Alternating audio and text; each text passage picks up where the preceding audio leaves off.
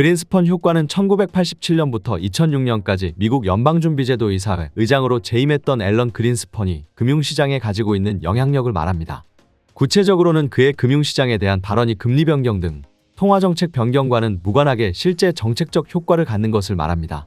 그는 1987년 8월 뉴욕 증시의 주가가 폭락해 금융위기에 조짐을 보이자 미 연방준비은행은 필요한 모든 유동성을 공급할 준비가 돼 있다는 발언으로 시장을 안정시켰습니다. 1996년 IT 주식의 거품으로 주식시장이 과열 양상을 보였을 때는 유명한 비이성적 과열이란 경고로 무분별한 투자에 제동을 걸었습니다. 1987년부터 2006년까지 18년간 4번이나 패드 의장을 역임한 그린스펀은 볼커와는 전혀 다른 정책을 선택하였습니다.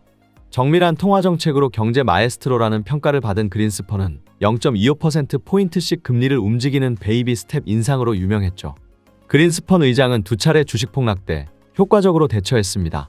특히 그가 의장을 맡은 지 2개월쯤 지난 1987년의 검은 월요일이 터졌죠. 다우지수가 하루 만에 22.6% 곤두박질 쳤습니다. 밤새 아시아 증시가 폭락하자 선물 매도가 이어졌고 뉴욕 증시 현물도 폭락한 것입니다. 이때 그린스펀 의장은 기준금리를 신속하게 낮춰 미국 경제가 1929년 같은 대공황으로 이어지지 않게 정책을 펼쳤습니다. 그린스펀 의장은 위기마다 금리를 인하했습니다. 그가 내린 처방에 미국 경제는 1991년 걸프전쟁, 아시아 경제위기, 그리고 2000년 닷컴버블 붕괴를 극복하고 회생할 수 있었습니다. 연준이 2003년 기준금리를 1%대까지 내리자 세계 중앙은행도 이를 따랐고 이때부터 세계 경제는 호황 국면을 맞이하게 되죠. 그린스펀 의장이 4차례 연준 의장을 역임하는 동안 그린스펀 효과, 미국 경제의 조타수, 통화정책의 신의 손 등 그를 찬사하는 많은 말들이 쏟아졌습니다. 미국 경제는 1970년대 초 이후 28년 만에 실업률이 최저 수준으로 떨어졌습니다. 그린스펀 의장은 FOMC 회의록을 공개해 중앙은행 의사결정 과정의 투명성도 강화했습니다. 그러나 그린스펀 의장은 2007년 미국의 서브프라임 모기지론에서 비롯된 세계적 금융위기의 주범 중 한 사람으로 비판받기도 했습니다. 그가 저금리 정책을 너무 오랜 기간 유지한 탓이었죠. 게다가 각종 금융 규제를 철폐하는 그의 정책으로 인해 세계 금융산업에 많은 부작용이 나타났습니다. 그는 시장의 자정 능력을 과신한 탓에 급팽창하던 금융 파생 상품의 폭발력을 제대로 인지하지 못했습니다. 가계가 적극적으로 금융자산 시장의 움직임과 얽히면서 전 세계는 제2의 대공황의 공포에 빠져들게 되었죠.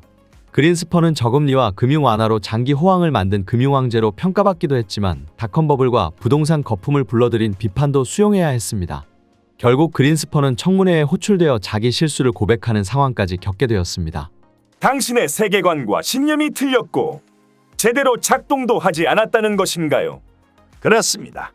40여 년 동안 나의 경제이론이 잘 작동한다는 상당한 증거가 있었기에 충격을 받았죠. 은행 등 금융기관이 주주와 자산을 보호할 능력을 갖고 있다는 믿음에 실수가 있었습니다. 만화로 보는 맹큐의 경제학 강의는 튜넷 또는 이페스코리아에서 유료로 수강할 수 있습니다. 경제학의 베스트셀러. 지금 바로 만화로 보는 맹큐의 경제학 7권 세트를 만나보세요.